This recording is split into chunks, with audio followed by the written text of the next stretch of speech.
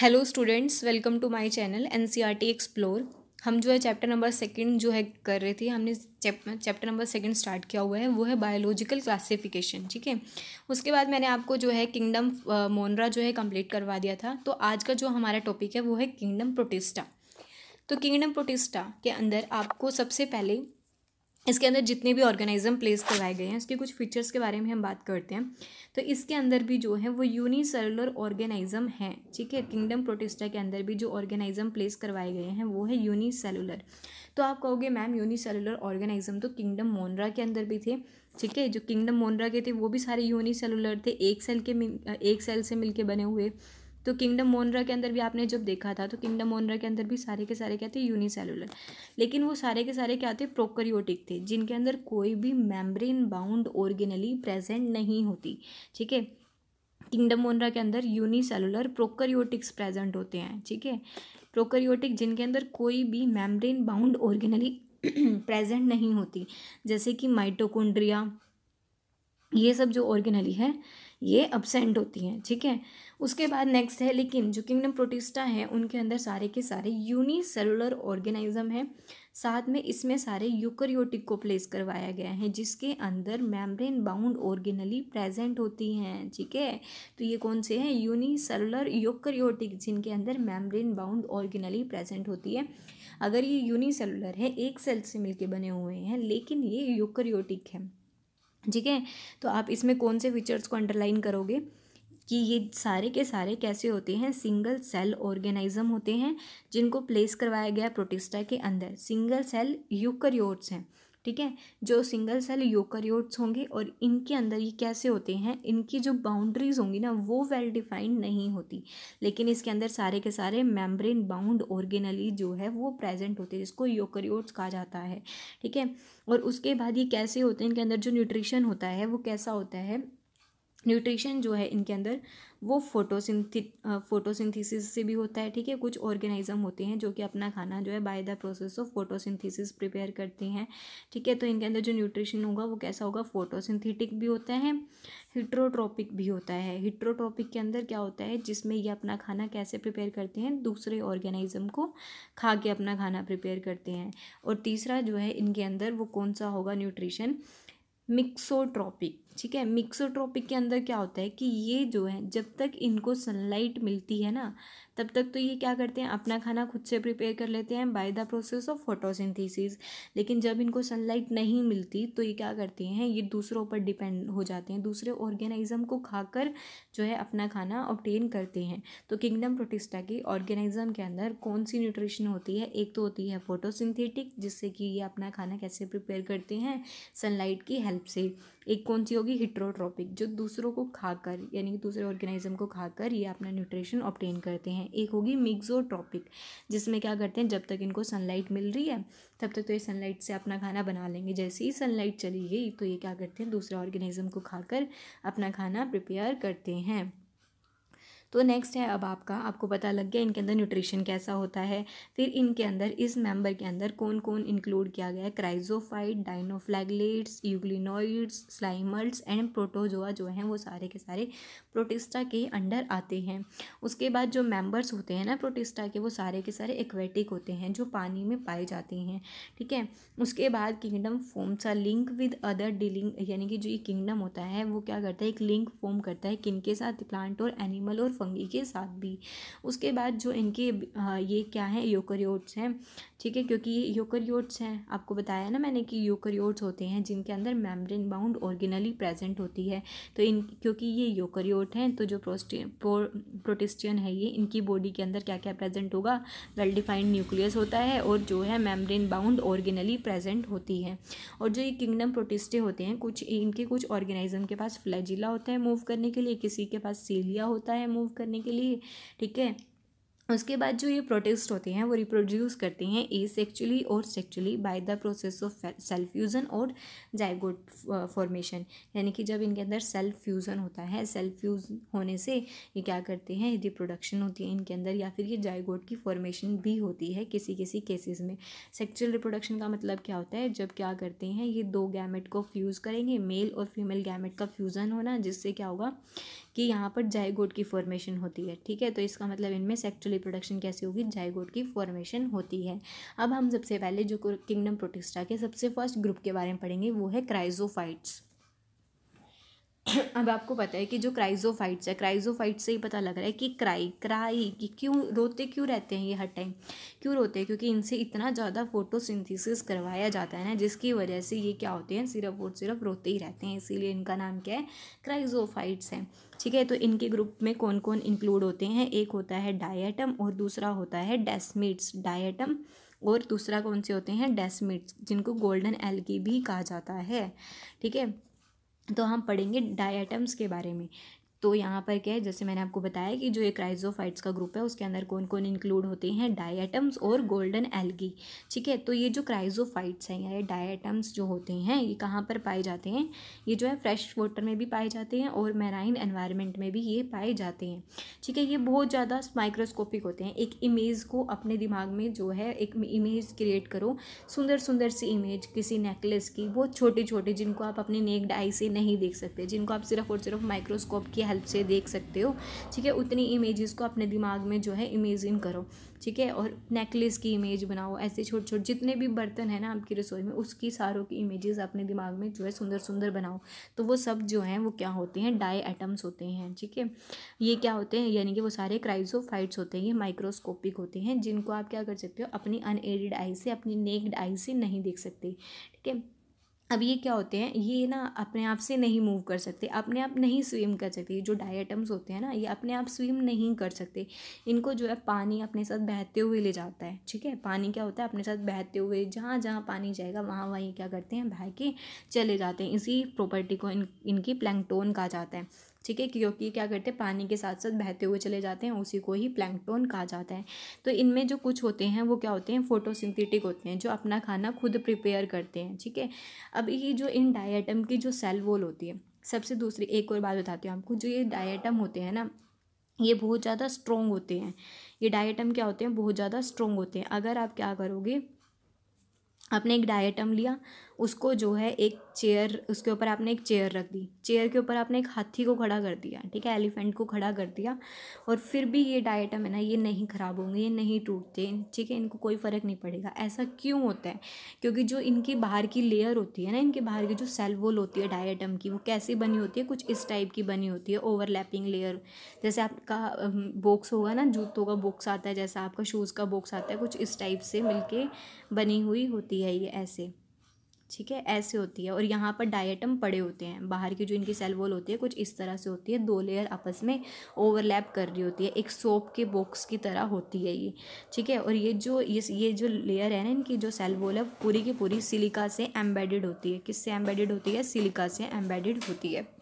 ठीक है, तो ये सिलिका इतना ज़्यादा जो है स्ट्रॉन्ग होता है ये, जैसे ही अगर कोई ऑर्गेनाइज़म, ठीक है, कोई अदर ऑर्गेनाइज़म जब इन डायटम को खाने के लिए आते हैं तो क्या होगा, जब आप जैसे आपको कैसा लगता है, अब अगर आपके जो दांतों के बीच में आयरन नेल आ जाता है तो आपको कैसा लगेगा, बहुत अजीब लगेगा ना, टूटेगा नहीं। तो वैसे ही ये अगर इनको कोई और ऑर्गेनाइज़म खाता है तो इन सिलिका की वजह से उन्हें भी बिल्कुल वैसा ही फील होता है। ठीक है, तो समझ आ गया आपको, एक तो कि ये प्लैंकटोन होते हैं, उसके बाद ये जो होते हैं फोटोसिंथेटिक होते हैं। उनकी जो सेल वॉल होती है ना डायटम की, वो कैसे होती है, ओवरलैप करती हैं, जो कि कैसे फिट होती हैं, एक तरह से सोप बॉक्स की तरह, जो मैंने आपको बताया। इनकी वॉल के अंदर क्या होता है, सिलिका प्रेजेंट होता है, जो कि इनडिस्ट्रक्टिबल होता है, जिसको तोड़ नहीं सकते। ठीक है, ये जो डायटम, फिर एक और पॉइंट है, जब ये क्या होते हैं, ये जो डायटम्स हैं, ये जो आपको मैंने डायटम्स बताए हैं, इन डायटम्स को अगर कोई ऑर्गेनाइज़म नहीं खाता, ठीक है, ये समुद्र में बहुत बहुत टाइम तक पड़े रहते हैं।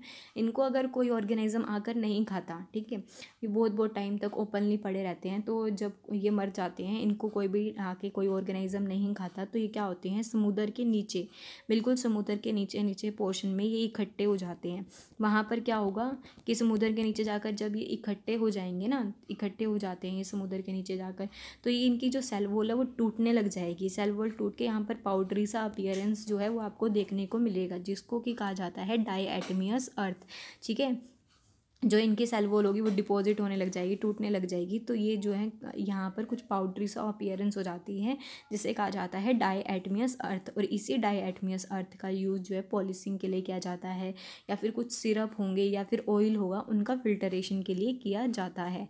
ठीक है, तो अब समझ आ गया आपको कि जो डाईएटम्स है ना वो क्या होते हैं, अगर रह जाते हैं, जिनको नहीं कोई खाता, तो फिर वो बहुत बहुत मिलियन ईयर्स ऑफ यानी कि बहुत बहुत टाइम तक पड़े रहते हैं इकट्ठे। और कहाँ पर पड़े रहते हैं, समुद्र के नीचे जो है डिपॉजिट हो जाती हैं, उनकी सेल वॉल जो है डिपॉजिट हो जाती है, जिसको डाईएटमियस अर्थ कहा जाता है। क्योंकि वो बहुत ज़्यादा ग्रेटी होते हैं, किरकिरे से होते हैं। इनका यूज़ पॉलिशिंग में किया जाता है, ऑयल और सिरप को फिल्टर करने में किया जाता है। क्योंकि ये क्या होते हैं, बहुत ज़्यादा फोटोसिंथेसिस करते हैं, बहुत ज़्यादा फोटोसिंथेसिस करते हैं, इसी वजह से इनको जो है chief producers in the ocean कहा जाता है। फिर नेक्स्ट है आपका डायनोफ्लैगलेट्स। डायनो से तो आपको वैसे ही पता लग रहा है, डायन। ठीक है, डायन है ये तो बिल्कुल ही, डायन जो क्या है बिल्कुल दूसरों को खाती रहती है बस। ठीक है, फोटोसिंथेटिक भी होती है लेकिन ये प्रीडेटर, दूसरों को भी खाती है। अब डाइन तो वैसे भी दूसरों को खाती है, तो इसी से याद रखोगे ये 50% फोटोसिंथेटिक होती है और 50% ये दूसरों को खाकर अपना खाना ऑब्टेन करती है। ठीक है, तो ये जो डायन है ना वो कलरफुल होती है। वैसे डायन कैसी होती है, काली सी होती है ना, लेकिन ये वाली डायन जो है वो कलरफुल होती है। देखो ये ऑर्गेनाइज्म, दिस ऑर्गेनाइज्म जो होती है मोस्टली मैराइन होते हैं, समुद्र में पाए जाते हैं, और फोटोसिंथेटिक होते हैं, जो अपना खाना कैसे प्रिपेयर करते हैं, by the help of solar energy, sun energy. ठीक है, क्योंकि इनके अंदर कुछ yellow, green, brown, blue colour के पिगमेंट प्रेजेंट होते हैं। तो ये कैसे दिखते हैं, येलो, तो ये अलग अलग कलर्स के अपीयर होते हैं। वो किस पे डिपेंड करते हैं, उनके पिगमेंट्स पे। इनके सेल्स के अंदर कुछ पिगमेंट प्रेजेंट होते हैं, जिसकी वजह से ये कैसे होते हैं, येलो, ग्रीन, ब्राउन। ठीक है, और ये समुद्र को भी ना कभी कभी अपने पिगमेंट्स को रिलीज़ करके ना समुद्र को भी अपने जैसा बना लेते हैं। येलो कलर के डायनोफ्लैगलेट्स अपने पिगमेंट को रिलीज़ करके येलो कलर का समुद्र बना देंगे, ग्रीन कलर के पिगमेंट से रिलीज़ करके ग्रीन कलर का समुद्र बना देते हैं, ऐसे होते हैं ये। ठीक है, उसके बाद जो इनकी सेल वॉल होती है ना वो बहुत ज़्यादा स्टिफ होती है। जैसे कि आपने देखा होगा कि जो आर्मी में होते हैं, या फिर जो अपने आप को प्रोटेक्शन, हाँ आर्मी वाले होते हैं ना, जब वो जंग के लिए जाते हैं तो बाहर एक आर्मर डाल लेते हैं, जिससे कि वो अपने आप को प्रोटेक्शन प्रोवाइड कर सके। वैसे ही अपनी प्रोटेक्शन के लिए भी क्या रखते हैं, बाहर ऐसे कुछ इनकी बनी हुई सेल वॉल, यानी कि इनकी आउटर सरफेस पर कुछ सेलुलोजिक प्लेट्स होती हैं, देखने को मिल रही है ना, कुछ इस तरह की इनकी सरफेस पर ढकी हुई होती है। इनके बाहर के सरफेस पर सेलुलोजिक प्लेट्स जो हैं ढकी हुई होती है। और यहाँ पर जो है इनका ऐसे एक जो है यहाँ पर लॉन्गिट्यूडनल फ्लैजिला होगा, लॉन्गिट्यूडनल फ्लैजिला होता है, और एक इन्हीं प्लेट्स में से निकला हुआ ट्रांसवर्स फ्लैजिला होगा। दिख रहा है ना आपको ऐसे ये फ्लैजिला। तो एक इनका क्या होगा, यहाँ पर इनकी इन प्लेट्स में से देखो इनके बाहर जो होती है वो कैसी प्लेट होगी, सेलुलोजिक प्लेट होती है, जैसे मैं आपको बता रही हूँ ये सेलुलोजिक प्लेट होती है। और इनके यहाँ से एक लॉन्गिट्यूडनल फ्लैजिला निकला होता है, एक यहाँ पर ट्रांसवर्स फ्लैजिला।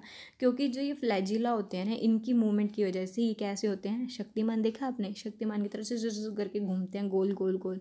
ठीक है, क्योंकि एक ऊपर से तैर रहा होता है एक साइड से, तो इस वजह से इनकी मूवमेंट कैसी हो जाती है, ये गोल गोल घूमते हैं।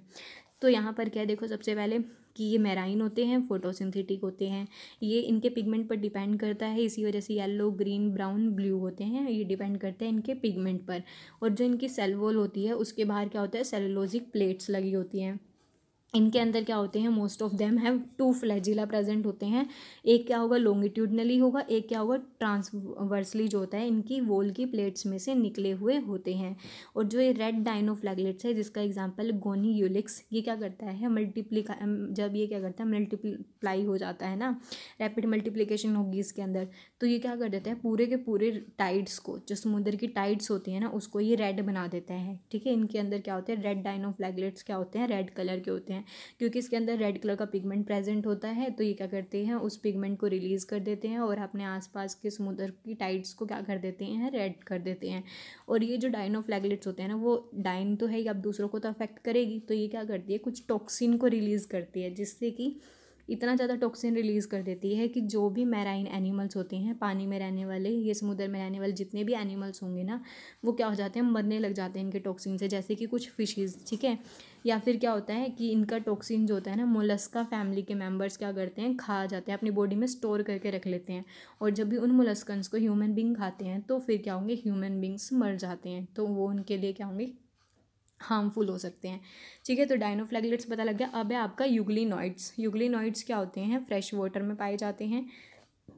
ये फ्रेश वाटर ऑर्गेनिज्म तो होते हैं, साथ साथ ये स्टैगनेंट वाटर में भी पानी पाए जाते हैं। जो कि पानी इकट्ठा हो जाता है ना, जहाँ भी पानी क्या हो जाता है, इकट्ठा हो जाता है, उस पानी में ये क्या हो जाते हैं, पाए जाते हैं। कौन? यूग्लिनोइड्स। ठीक है, उसके बाद जो इनके बाहर यूग्लिनोइड्स की बाहर देखो आपको इसकी स्ट्रक्चर जो है देखने को मिलेगी, ये देखने को मिल रही है जो ये होते हैं यूग्लिनोइड्स। ठीक है, तो इनकी जो बाहर की लेयर होती है ना, वो किससे मिलके बनी हुई होती है? इनकी लेयर होती है, इनकी बाहर की जो सेल वॉल होती है वो होती है पेलिकल, जो कि प्रोटीन से मिलके बनी होती है। ठीक है, पेलिकल लेयर होती है जो कि प्रोटीन से मिलके बनी हुई होती है। ये बहुत सारे जो होते हैं वो फ्रेश वाटर ऑर्गेनिज्म होते हैं, और कुछ जो है स्टैगनेंट वाटर में भी पाए जाते हैं। ठीक है, फ्रेश वाटर होते हैं लेकिन स्टैगनेंट वाटर में भी पाए जाते हैं। इनकी जो सेल वॉल होती है वो क्या होती है? प्रोटीन। इनकी सेल वॉल जो होती है वो किससे मिलके बनी होती है? प्रोटीन से, जिसे हम बोलते हैं पेलिकल। ठीक है, जिससे कि इनकी बॉडी क्या हो जाती है? फ्लेक्सिबल हो जाती है, फ्लेक्सिबल मूवमेंट कर सकते हैं। इनके जो बॉडी पर 2 फ्लैजिला होते हैं। ठीक है, एक फ्लैजिला आपको यहाँ पर देखने को मिल रहा है, लॉन्ग फ्लैजिला होता है, एक ही आपको देखने को मिलेगा यहाँ पर क्लियरली देखो, इसमें देखने को मिल रहा है इनकी बॉडी पर 2 फ्लैजिला होते हैं, एक ये रहा और एक ये रहा। ठीक है, 2 फ्लैजिला होते हैं इनकी बॉडी पर, एक शॉर्ट और एक लॉन्ग वन। एक छोटा है यहाँ पर और एक क्या है यहाँ पर? लॉन्ग वन होता है। क्योंकि ये फोटोसिंथेटिक, जब जब इनको सनलाइट मिलती है, ये कैसे होते हैं? मिक्सोट्रॉपिक इन नेचर के होते हैं।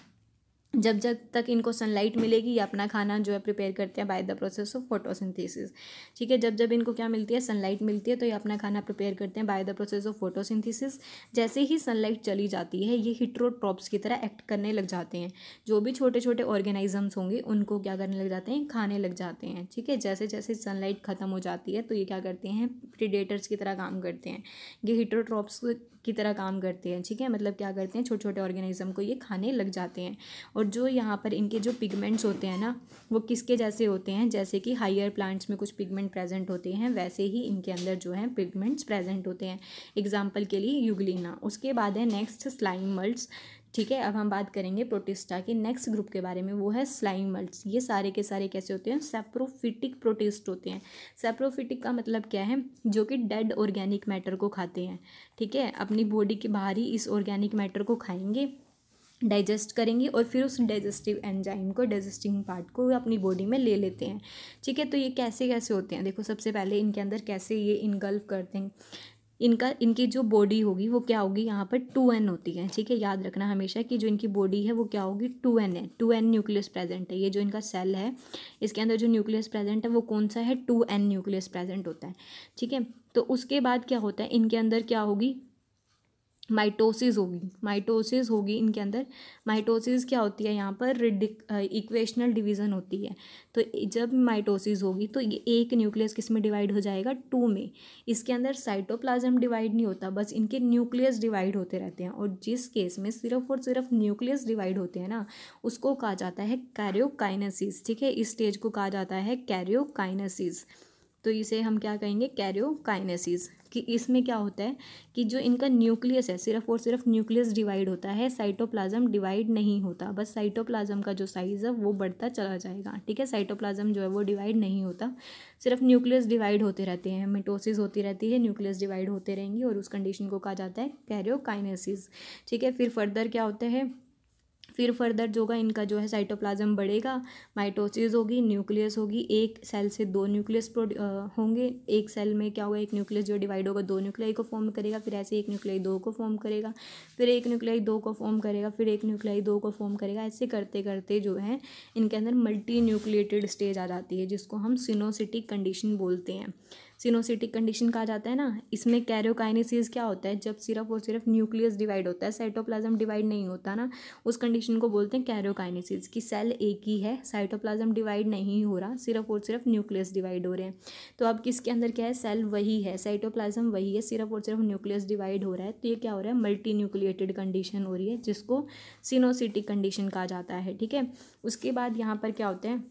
और ये ऐसा क्यों होता है? कैसे ये बार बार माइटोसिस करते हैं? कैसे इनके न्यूक्लियस डिवाइड करते हैं? जैसे ही इनको डेड ऑर्गेनिक मैटर दिखता है, जैसे ही इनको ऐसे लीव्स दिखती है, ये इन लीव्स को खा खा कर और क्या करते रहते हैं? मल्टी न्यूक्लिएटेड, इनके जो न्यूक्लियस है वो डिवाइड होते रहते हैं और मल्टी न्यूक्लियस कंडीशन को ये फॉर्म करते रहते हैं। पर एक टाइम ऐसा आता है कि इनको जो है खाने के लिए कुछ नहीं मिलता। ठीक है, तो अब ये सारी चीज़ें मैंने आपको बता दी कि ये सैप्रोफिटिक होते हैं। ठीक है, इनकी बॉडी मूव करती रहती है कैसे कैसे? अलोंग द डिकेइंग ट्विग्स, पत्तियों की तरफ, और इनगल्फ करती करती रहेगी, ठीक है, और फिर अपने इस मास को बढ़ाती चली जाती है, फैलते चले जाते हैं ये सरफेस पर, येलो कलर के होते हैं, पूरी तरह से फैलते चले जाते हैं, ठीक है, खाते रहेंगे और फैलते चले जाएंगे, इनका न्यूक्लियस डिवाइड होता रहता है और ये पूरी तरह से फैलते हुए चले जाते हैं। फिर जब यानी कि सुटेबल, फिर जो ये इनका मास ये पूरी तरह से मल्टी न्यूक्लिएटेड कंडीशन को फॉर्म कर लेते हैं, खा खा के बहुत सारा न्यूक्लियस ही न्यूक्लियस ऐसे फैलते हुए चले जाते हैं, बिल्कुल ऐसे न्यूक्लियस जो है इनका वो डिवाइड होता रहता है बाय माइटोसिस प्रोसेस, और उसी को ही कहा जाता है प्लाज्मोडियम, ठीक है, उसी को कहा जाता है प्लाज्मोडियम। पर एक टाइम ऐसा आता है जब सूखा पड़ जाता है, इनको कोई पत्तियाँ ही नहीं मिलती, कुछ खाने के लिए डेड डिकेइंग मैटर नहीं मिलता, तो उस कंडीशन में ड्यूरिंग अनफेवरेबल कंडीशन में ये क्या करते हैं, ये जो प्लाज्मोडियम है वो डिफ्रेंशिएट कर जाता है, मतलब ये इनके अंदर क्या हो जाती है, रिप्रोडक्शन हो जाती है, तो इनकी बॉडी के बाहर ना कुछ ऐसा, यानी कि यहाँ पर जो होती है फ्रूटिंग बॉडीज़ अराइज हो जाती हैं, इनकी बॉडी के बाहर जो इनके एजेस पर ऐसे फ्रूटिंग बॉडीज़ आ जाती हैं, ठीक है। एक ऐसी कंडीशन होती है जब इनको कुछ खाने को नहीं मिलता तो ये रिप्रोड्यूस कर जाते हैं, और रिप्रोड्यूस करने पर इनकी बॉडी पर क्या है, कुछ फ्रूटिंग बॉडीज़ आने लग जाती हैं, ऐसे देखने को मिल रही है ना आपको, कुछ ऐसे फ्रूटिंग बॉडीज़ आने लग जाती है। अब जो इनके न्यूक्लियस थे वो क्या होते हैं, 2n होते हैं, अब 2n होंगे, 2n से अब यहाँ पर क्या हो जाती है, इनकी मियोसिस हो जाती है, और मियोसिस क्या होती है, रिडक्शनल डिवीज़न होती है, तो एक मियोसिस होगी तो एक, अगर 2n में अगर मियोसिस होगी, एक न्यूक्लियस में अगर मिटोसिस होगी तो कितने स्पोर्स को प्रोड्यूस करेगा, 4 हैप्लॉइड स्पोर्स को, तो ऐसे यहाँ पर क्या है, 4 हैप्लॉइड स्पोर्स जो है वो प्रोड्यूस हो जाते हैं, यानी कि single n haploid spores produce हो जाते हैं, ठीक है। ये हैप्लॉइड स्पोर्स प्रोड्यूस हो गए इनकी इन फ्रूटिंग बॉडीज़ के अंदर। फिर क्या करते हैं, ये जो स्पोर्स है ना, ये क्या है, इन स्पोर्स के बाहर जो है ट्रू वॉल होती है, किसकी, सेल्यूलोज की, जैसे कि प्लांट की होती है ना, प्लांट की सेल वॉल बनी होती है सेल्यूलोज से, इनकी भी जो बाहर की वॉल होती है वो सेल्यूलोज से मिलके बनी होती है, ठीक है। इतना समझ आ गया आपको कि जो ये इनके प्लाज्मोडियम डिफ्रेंशिएट कर जाते हैं, ये फ्रूटिंग बॉडीज़ को फॉर्म करते हैं जिस पे स्पोर्स होते हैं, और जो स्पोर है उन पे वॉल होती है जिसको ट्रू वॉल कहा जाता है, जो कि एक्सट्रीमली रेसिस्टेंट होती है, बहुत हार्ड होती है, ठीक है, और जो बहुत टाइम तक सर्वाइव कर सकती है, अंडर एडवर्स कंडीशन में भी ये सर्वाइव कर सकती है, और जो ये स्पोर हैं वो डिस्पर्स कर जाते हैं, जर्मिनेट कर जाते हैं बाय द एयर करंट। उसके बाद है नेक्स्ट आपका सबसे लास्ट प्रोटोजोआंस। जो प्रोटोजोआंस होते हैं ना, प्रोटोजोआंस के अंदर जितने भी मेंबर्स होते हैं वो सारे के सारे हिट्रोट्रोप्स होते हैं, ठीक है। हिट्रोट्रोप्स क्या है, जो दूसरे ऑर्गेनिज्म को खाते हैं, दूसरे ऑर्गेनिज्म को खाकर अपना खाना जो है ऑब्टेन करते हैं।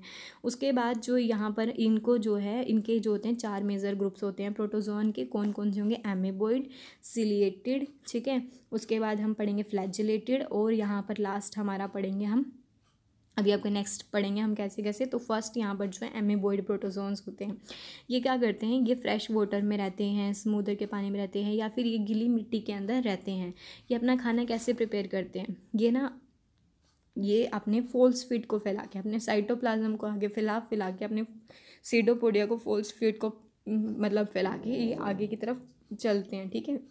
जैसे ये होते हैं अमीबा, जैसे ही इनको अपना खाना दिखता है ये अपने फोल्स फीड यानी कि सीडोपोडिया को आगे की तरफ फैला लेते हैं और अपने फूड को कैप्चर कर लेते हैं, और उस फूड को ये अपने फूड वैक्यूल में ले जाते हैं, जहाँ पर इनका फूड क्या होगा, डाइजेस्ट होता है, ठीक है। और फिर जो डाइजेस्ट होने के बाद जो भी वेस्ट मटेरियल होगा वो इसके थ्रू ही बाहर निकल जाता है, ठीक है। तो ये अपना खाना कैसे ऑब्टेन करते हैं, कैसे ये शिकार करते हैं, अपने फोल्स फीड फैला के सीडोपोडिया की हेल्प से, ठीक है। और इनके बाहर भी एक सिलिका की शेल प्रेजेंट होती है, सिलिका से बनी हुई, और इसके एग्जांपल क्या होंगे, एंटा अमीबा। ये एक तरह के पैरासाइट होते हैं जो कि दूसरों की बॉडी में रहते हैं, ठीक है, दूसरों की बॉडी में रहकर अपना खाना ऑब्टेन करते हैं, दूसरों की बॉडी पर रहते हैं, यानी कि दूसरे ऑर्गेनिज्म। फिर नेक्स्ट है फ्लैजेलेटेड प्रोटोजोन्स। इसके अंदर ये जो मेंबर्स होते हैं वो क्या होते हैं, तो फ्री लिविंग होते हैं या फिर ये दूसरों की बॉडी पर रहकर अपना खाना ऑब्टेन करते हैं। ये जो फ्लैजेलेटेड होते हैं ना, कुछ इस टाइप के, इनके सरफेस पर क्या होता है, फ्लैजिला लगा होता है जिसकी हेल्प से ये मूव कर सकते हैं। और ये जो यहाँ पर ये जो फ्लैजिलेटेड प्रोटोजोन्स होते हैं ना, ये जो है ह्यूमन बींग्स के अंदर डिसीज़ कर देते हैं जिसका नाम है स्लीपिंग सिकनेस। कौन से यानी कि फ्लैजिलेटेड प्रोटोजोन से डिसीज़ करते हैं, वो है ट्राइपैनोसोमा। नेक्स्ट है आपका सिलेटेड प्रोटोजोआंस। सिलेटेड क्या होते हैं, ये पानी में रहते हैं, ठीक है, और ये एक्टिवली मूव करते रहते हैं। क्यों करते रहते हैं, जो इनका सरफेस है उस पर ये कंटिन्यू ऐसे सीलिया बने होते हैं, इनके सरफेस पर सीलिया बने होते हैं, ऐसे छोटे छोटे सीलिया, जिसकी हेल्प से ये कंटिन्यूसली मूव करते रहते हैं, ऐसे छोटे छोटे सीलिया, ठीक है, जिसकी हेल्प से क्या करते रहते हैं, कंटिन्यूसली मूव करते रहते हैं। इनके अंदर ना, इनकी बॉडी के अंदर एक गलेट प्रेजेंट होता है, ठीक है, ऐसे होता है इनका सरफेस। और जैसे ही इनको फूड मिलता है ये अपनी इन सीलिया की ये जो सीलिया है ना, ये धकेल धकेल के इस फूड को यहाँ पर ले आते हैं सेल की ओपनिंग पर, और फिर ये फूड इनकी गलेट में चला जाता है, ठीक है, जहाँ पर इनका डाइजेशन होता है। तो फिर आपको समझ आ गया ये कैसे होते हैं, एक्वेटिक होते हैं, एक्टिवली मूविंग ऑर्गेनिज्म होते हैं, क्योंकि इनके अंदर बहुत सारे जो हैं इनकी बॉडी सरफेस पर थाउजेंड ऑफ सीलिया प्रेजेंट होते हैं। इनके अंदर एक कैविटी होती है जिसको गलेट बोला जाता है, जो कि सेल सरफेस पर ओपन होती है, यहाँ पर एक सेल सरफेस पर ओपन होती है, ठीक है। जो इनकी रोज़ प्रेजेंट होती है, जो सीलिया की रोज़ प्रेजेंट होती है ना, उसकी वजह से ये मूवमेंट कर पाते हैं, ठीक है, जिसकी हेल्प से जब इनको ये वाटर या फूड दिखता है तो ये फूड को क्या करते हैं, धकेल धकेल कर गलेट में पहुंचा देते हैं।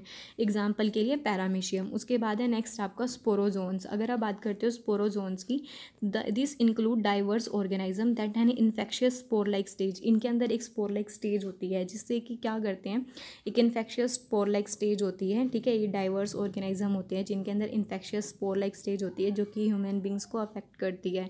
जो इनके एग्जाम्पल होते हैं जैसे कि प्लाज्मोडियम मलेरियल पैरासाइट है, जिससे क्या होता है, मलेरिया होती है, ठीक है। ह्यूमन के अंदर मलेरिया की डिसीज़ होती है ना, वो इन्हीं की वजह से होती है। तो एक डिसीज़ है which has a staggering effect on human population, जो क्या कर रही है, ह्यूमन पॉपुलेशन पर सबसे ज़्यादा इफेक्ट डाल रही है।